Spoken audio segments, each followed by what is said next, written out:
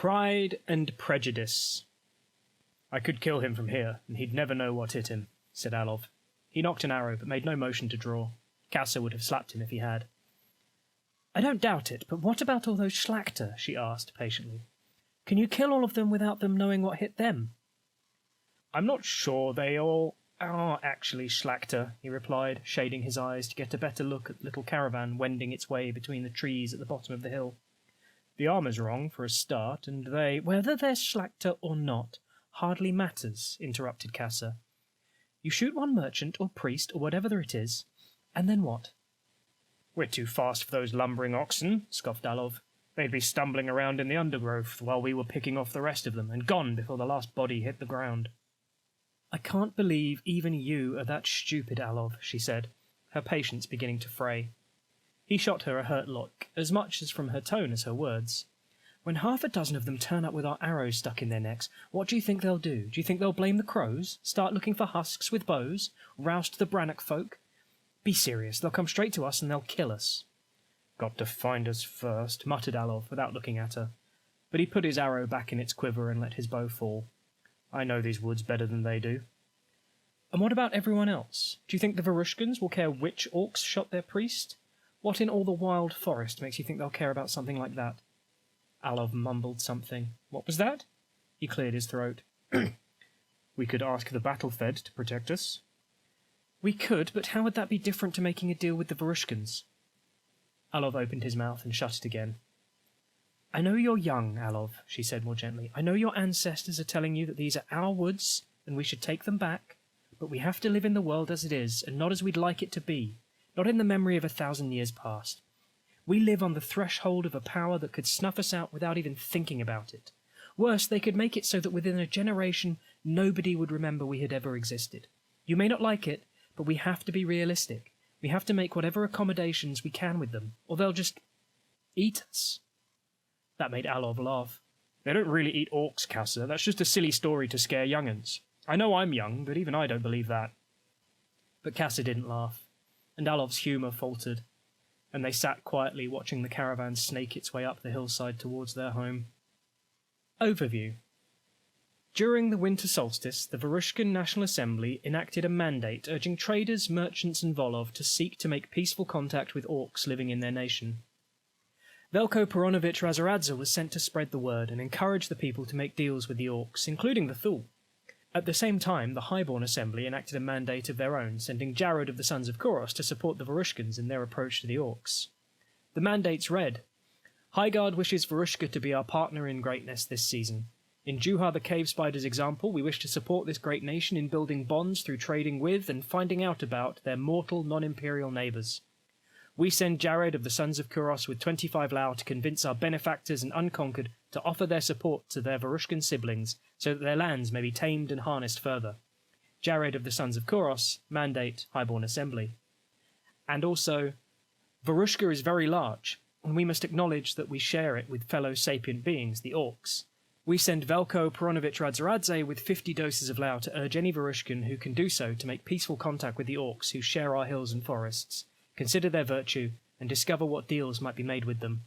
Vaclav Mladenovich Kosti, mandate Varushkan Assembly. The most prominent group of orcs in Varushka are of course the Thule, who, thanks to various treaties and alliances, control the regions of Machenya and Mirkarova, Krivatsky and Karsk, and both the Bonewood and Webwood in Ossium. Since the peace treaty of 382 YE, the orcs of Otgadov have by all accounts been good for relations with their neighbours to the south. The ambassador to Otgadov, for example, is traditionally Varushkan, and while the Thule cannot demand that an imperial title be given to members of a specific nation, there is a widespread understanding that if the ambassador is not from Varushka, the orcs will be unhappy. Trade with the Thule has been quietly taking place for some years now, most notably via Delev Market in Karov, but that doesn't mean that other avenues might not be found to ensure mutual prosperity. They aren't the only orcs in Varushka, however. There have always been small independent septs that live in isolation across the hills and forests of the nation, keeping very much to themselves. They face the same dangers as their human neighbours, the threats of dark powers and monsters from the wild places. Indeed, given the violent history of relations between Varushkans and orcs, until very recently, their settlements are even more likely to be overrun by wolves, given they must inhabit the most isolated parts of the wilderness, far from human vales. Most of these septs are relatively peaceful, although few have any real contact with the Varushkans. and any that were not peaceful, any that thought to raid the Vales, were either wiped out or enslaved generations ago. There are also a handful of small groups who fought for freedom during the Orc Rebellion, but for whatever reason refused to become part of the Imperial Orcs and join the Empire. The status of these septs is a little nebulous, but for the most part these days Imperial law assumes that they're foreigners, unless they give good reason to think otherwise. Finally, there are 3 other larger septs who are reasonably well known, who live mostly in the Eastern Territories. The Orcs of Brannock have several small vales in the vicinity of the Broken Hill, and have some sort of relationship with the sovereign known as the Charnel Lord. The Sept of the Menrothat live in southern Ossium, and are perhaps the largest group of independent Orcs in the nation. Finally, there are the Dreamers of the Dark Forest, also in Ossium, whose aid has been sought regarding the threat of Druge invasion from the Forest of Ulnak. As the summer solstice approaches, then, the seeds of a season of cautious contact with the other sapient creatures who share the woods and hills of Varushka are beginning to sprout, for good or for ill. From over the mountains.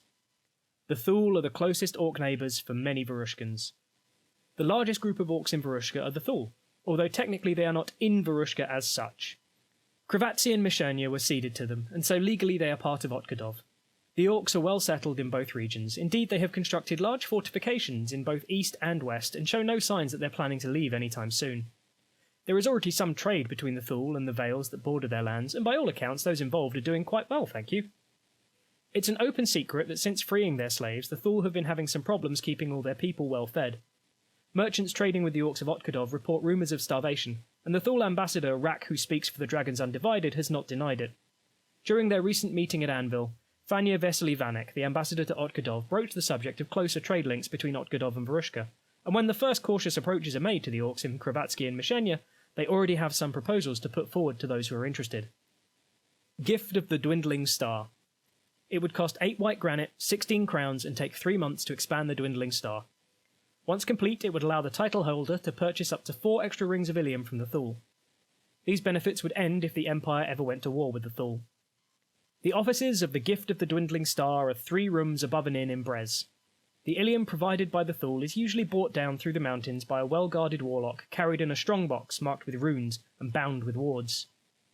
Opportunities for trade are limited, but during the most recent exchange, the warlock delivering the Ilium came with a proposal for consideration by the holder of the seat, currently the newly appointed Fretek Sargeva Slavamirin. Currently, the Thule provide 4 rings of Ilium each season, taken from the glowing red comet that smashed into the Thule territory of Skuld following an arrangement with the magicians of Varushka. The Dragons have, after considerable discussion, approved the proposal that more of the star metal be made available through the office at Brez. The path up the mountains into Otkadov is not easy, but it could be made more accessible.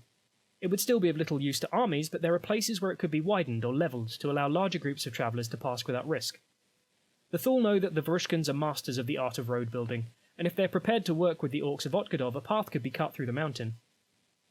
This would give the boar seat holder the option to purchase a larger share of the Ilium mined from the Fallen Star, and give the Thule dragons funds to buy food to feed their people. Once complete, the high path would allow trade through the mountains to take place on a larger scale than one warlock visiting 4 times a year. At first, the majority of the goods being purchased by the Thule would be foodstuffs, but the markets there would also see demand for fine quality crafted goods, honey wine and mead, Varushkan textiles, and other quality products of the nation's economy. For the time being, though, the emphasis would overwhelmingly be on food, and if the work is not completed before the start of the autumn equinox, it will be too late to provide food to the Orcs of the north. As such, it must be commissioned at the summer solstice, and work must be completed before the autumn equinox or the commission will fail. Masks of the Trees and Hills. A warlock named Oranthor has special masks to trade with the Warden of the Trees and Hills and the Gloaming Sentinel. The Warden's Hall was established at Iversgard and Karsk, initially to deal with the influx of former Druze slaves freed by the Thule armies from the Bonewood during the liberation of Ossium. These days, it mostly serves as a place for those with jobs to offer to post notices or interview potential candidates, and helps supply workers for farms, mines, forests and businesses not only in Karsk, but in parts of the neighbouring territories. It is ably overseen by the Warden of the Trees and Hills, who is responsible for promoting the prosperity of Karsk as a whole, and charged with mediating any disputes between mine and forest owners in the territory. Since the liberation of Ossium, one of the warlocks who escorted the former slaves to Iversgard has been trading across central Varushka.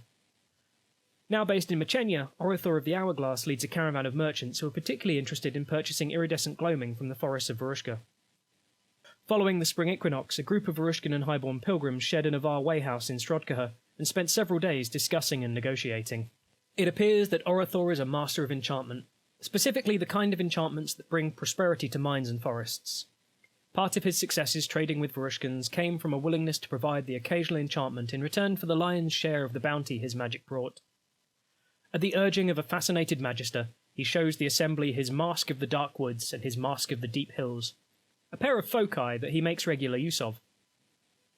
After further discussion, Orathor admits that he assumed that Imperial magicians already made use of similar talismans, but also agrees that if there is interest he could add providing some of these magic items to the list of services his caravan can provide, assuming the dragons do not object.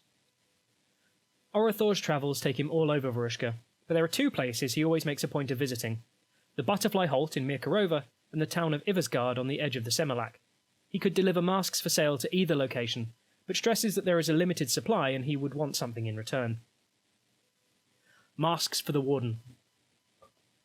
The Warlock is keen to receive Varushkan assistance in gaining access to the Well of Shadows. If access is secured, Orathor will provide magical masks for purchase by the Warden of the Trees and Hills. In a candid moment, Orathor admits that part of his interest in Varushka, and Mirkarova in particular, is the presence somewhere in the territory of a place he calls the Well of Shadows. According to Orathor, the well is a magical, somewhat mobile chamber of the Night Realm belonging to the Eternal he calls the Dark that Devours. At one point it stood in Skarsind, where it was called Panikin's Tower, but the Eternal moved it. His attempts to secure access have been repeatedly rebuffed by the Brother of Wizards, and he doesn't know why. Nor can he find the actual location. He suspects that the same wards that keep the place safe from the depredations of monsters are making it difficult to locate. However, the Warlock is aware that the Eternal has a soft spot for some Varushkan magicians, and if they're prepared to use their influence on his behalf to gain access to the well, he will arrange for the Warden of the Trees and Hills to be able to purchase up to 3 masks each season. The Warlock has no idea how Varushkan wizards could influence the Eternal, but at least contacting them is quite straightforward. The same Magister who persuaded him to show off his masks mentions privately to their Varushkan hosts that they recall last autumn there was talk of the Eater of Secrets organising some kind of game related to a well, and that one of their fellow Highborn was mentioned. Masks for the Sentinel. Orathor regularly visits the Butterfly Holt in Mirkarova and is prepared to offer magical masks to the Gloaming Sentinel as well. In return, he wants a specific ritual from Imperial law that he believes will improve his prestige in the eyes of his fellow Warlocks. Among the Warlocks, or Orathor's peers at any rate, prestige is measured by the rituals the Orc knows. Those with mastery of more uncommon rituals will have more prestige than those who know only the basic rites and ceremonies. There is fierce competition among Warlocks like Orathor to possess useful knowledge. The dragons rarely bother to intervene directly, but access to specific rituals is often closely controlled by one dragon or another, and those without their favour cannot master their rituals. While travelling through Varushka, Orathor has kept his eyes open for opportunities to secure such lore for himself, and has finally settled on a ritual he would very much like to master. The Warlock has never come across the ritual Delve Deep Beneath the Mountain back home. He doesn't doubt that something like it exists in the great catacomb library of Nigothir, but he does not have the influence to access it. He would very much like to acquire a copy for himself. It's clear he isn't asking on behalf of the dragons or the Thule as a whole. He wants a ritual text so that he can use it to improve his own prestige, and also potentially his wealth by offering it to mine owners on both sides of the mountains. He seems quite upfront in his reasoning. The dragons do not prioritise precious metal over ingots of welt silver and the like, so have little interest in magic that makes it easier to find, but there are plenty of orcs in Otgadov who appreciate the precious metals and jewels. If the Imperial Conclave is prepared to disseminate a copy of that ritual to him, he will arrange for the Gloaming Sentinel to be able to purchase up to 3 masks each season, using the same costs as offered to the Warden of the Trees and Hills. He doesn't know exactly how the Conclave would do this, only that they're able to do so, but seems confident that whatever the price is, the Gloaming Sentinel will be able to make the cost back in a few seasons if they're clever about how they use the masks. Limited opportunities. Both opportunities remain available until the end of the Winter Solstice 385 YE. If the Varushkans or the Conclave have not completed a deal with Orathor by that point, they will lose the chance to do so. Mask of the Dark Woods. Form: Mask. Effect: +1 rank for a ritual that targets a forest. The ritual must specifically target a forest, using the character who controls it as a focus. If the ritual targets more than one forest, the bonus increases to +2.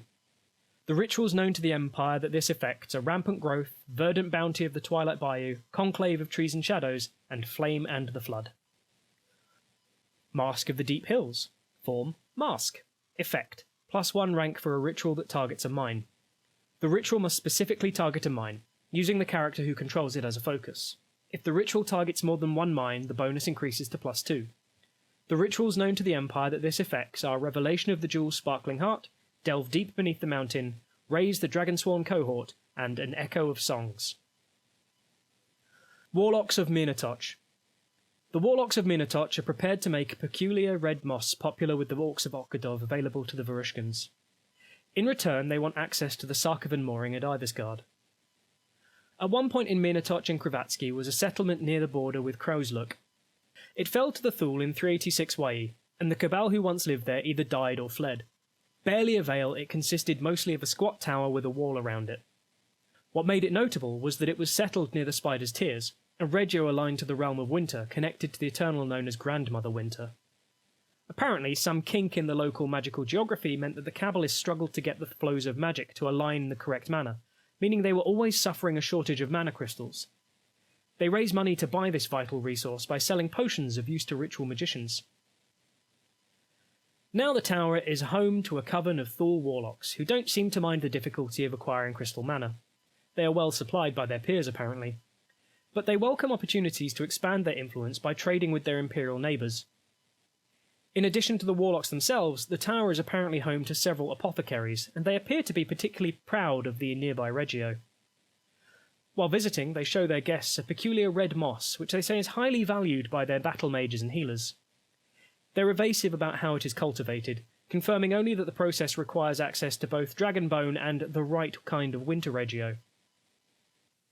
When properly prepared, the red moss is consumed to increase the personal magical reserves of a magician, much like a tonic might increase the constitution of a warrior.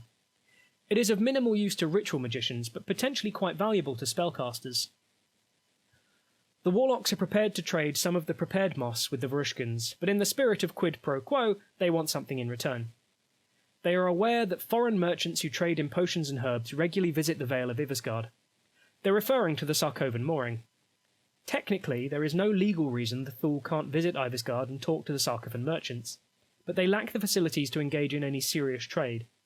They would like the custodian of Iversgard docks to set aside a warehouse for their use. In lieu of rent, they will ensure a supply of red moss is made available for purchase with measures of dragonbone. They could do what they wished with the unfamiliar material, use it themselves, give it as gifts, or sell it on.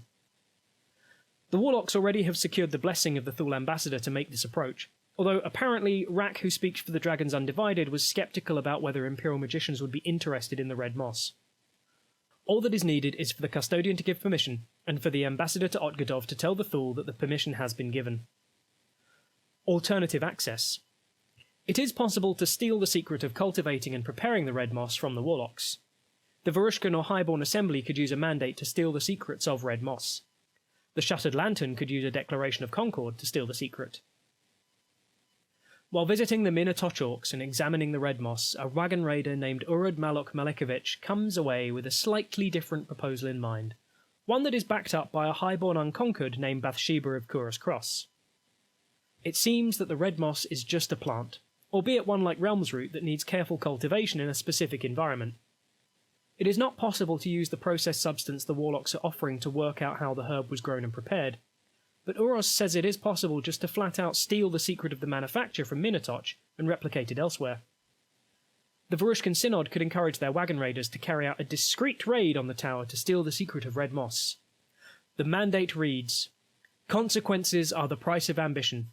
We send named priest with 25 doses of Lao to urge the wagon raiders to find a covert way to steal the secret of red moss from the Thule.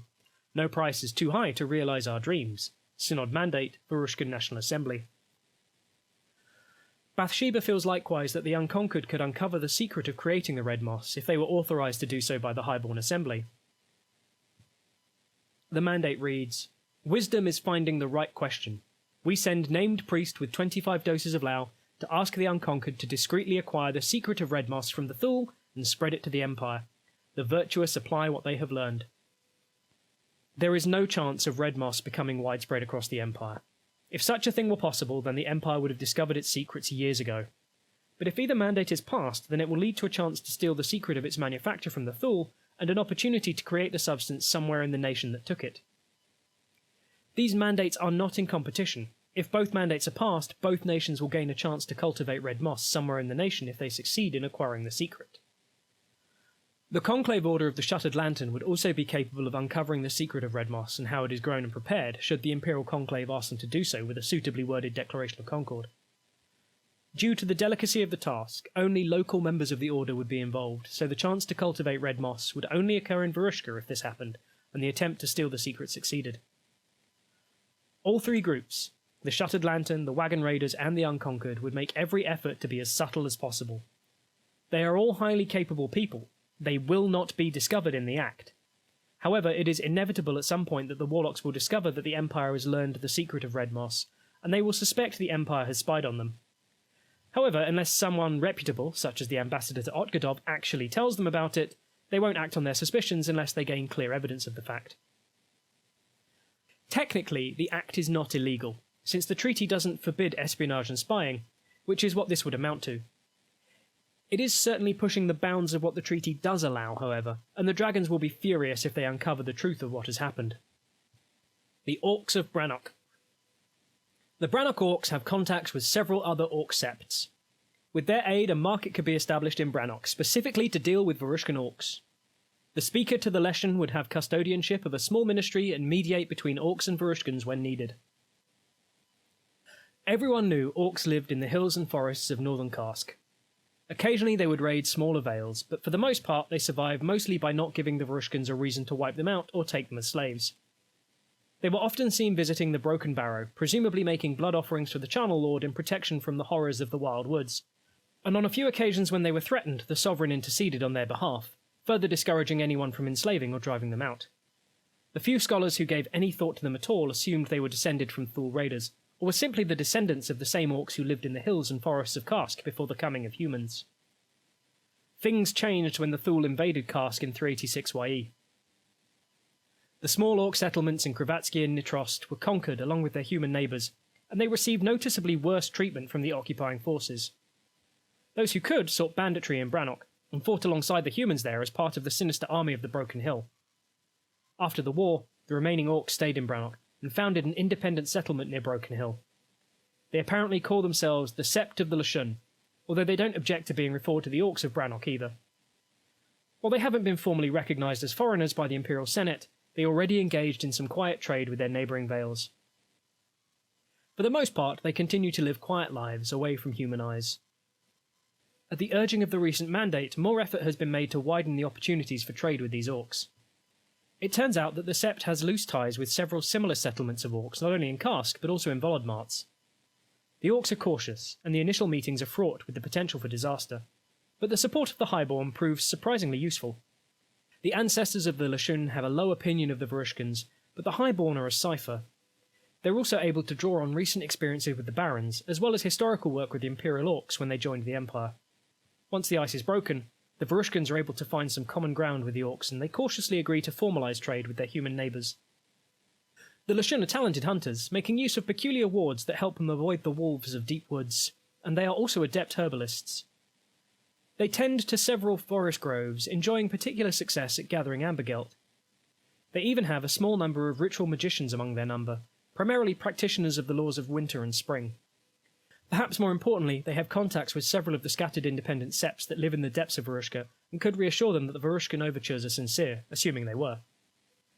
The suggestion is that the Varushkans establish a small market outside the main Leshen settlement in Brannock, the village that shares its name with the Sept. This would cost 16 wains of weirwood, 3 thrones, and take 3 months to complete. It would establish the title of Speaker to the Lashun, who would receive custodianship of a small ministry related to trade with the Orcs.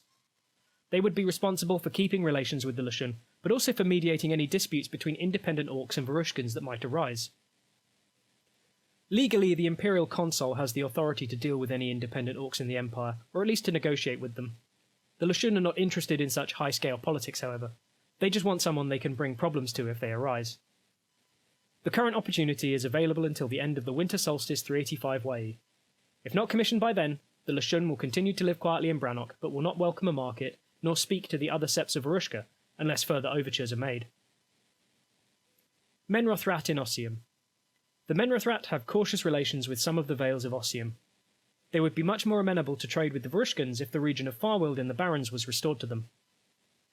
The Menrothrat are one of the largest septs of independent Orcs in Varushka. Based in Nearwild in Ossium, there are also members in the southeastern Eckerfell, the eastern Drownbark Forest, the western Forest of Alnak, and the northern Barrens.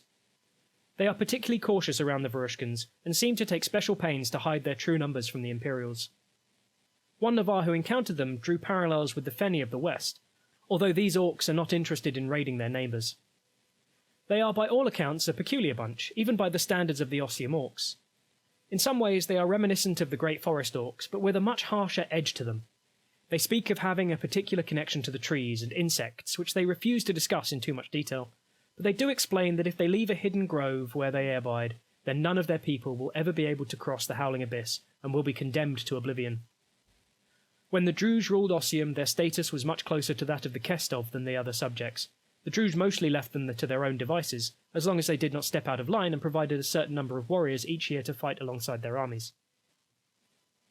After the initial contact, which was mostly handled by Imperial Orcs and Navarre, they proved happy to provide guides and even workers to the Eastern Vales in return for appropriate wages, and were even prepared to provide tithes, something they are used to doing for their hated masters.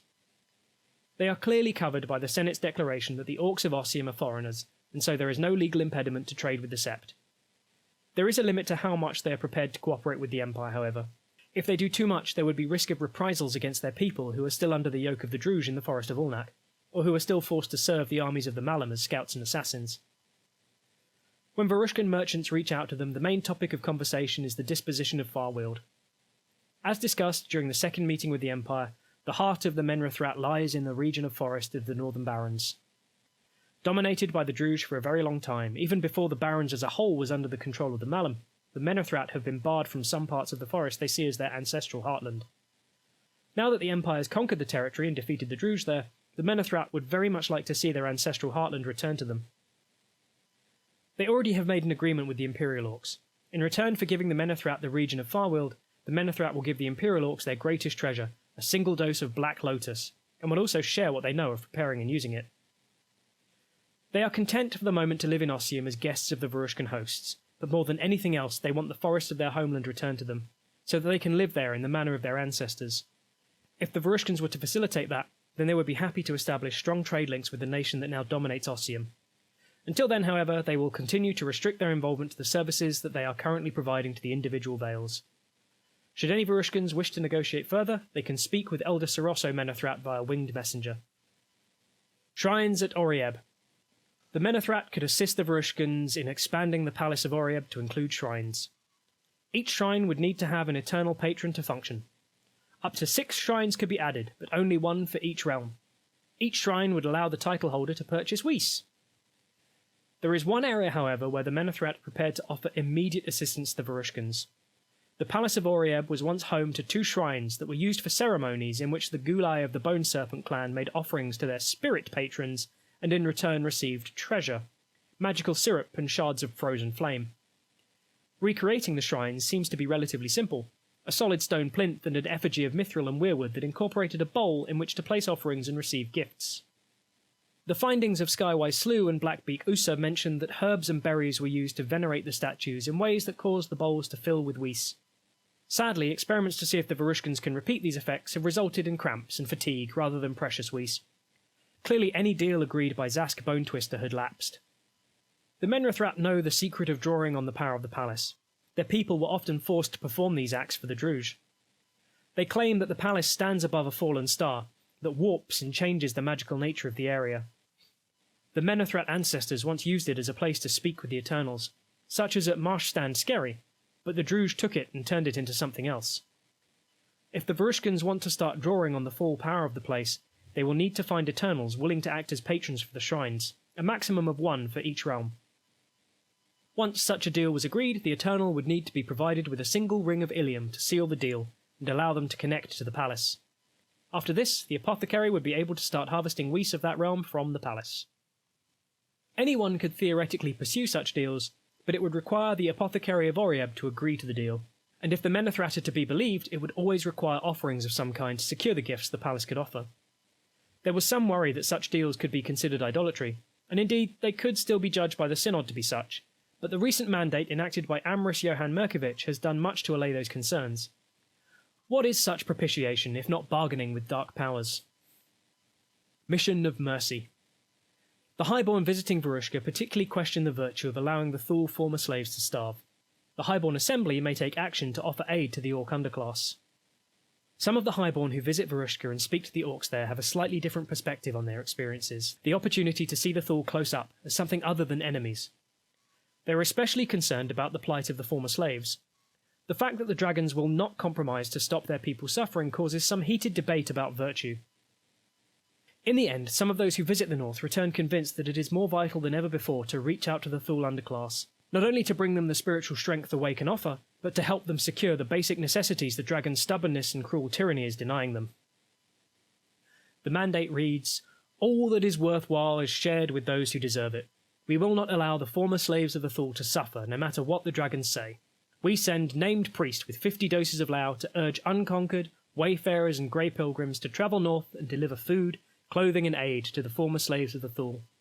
We ask the benefactors to encourage and support this endeavour, so that those involved may claim the just rewards of their labour. Synod Mandate, Highguard National Assembly." If this mandate is enacted, it will encourage those able to do so to travel in secret to areas controlled by the Thule, initially those regions that are part of Imperial territories. They would make contact with the former slaves and deliver food, clothes, blankets and basic tools. Wherever possible, they would provide teaching in essential skills such as literacy. While this mission of mercy would take precedence, there would also be opportunities to speak on the matter of virtue. The mandate would create the opportunity for highborn military units belonging to characters with the unconquered archetype to undertake the adventure Mission of Mercy, found in the Spy Network drop-down during downtime. In place of the normal production of a military unit, they would receive nothing. The former slaves of the Thule have nothing to give. It is the expectation of the Highborn proposing the Mission of Mercy that the benefactors of Highguard, who attend Anvil, would seek out those who had participated and reward them personally for their efforts.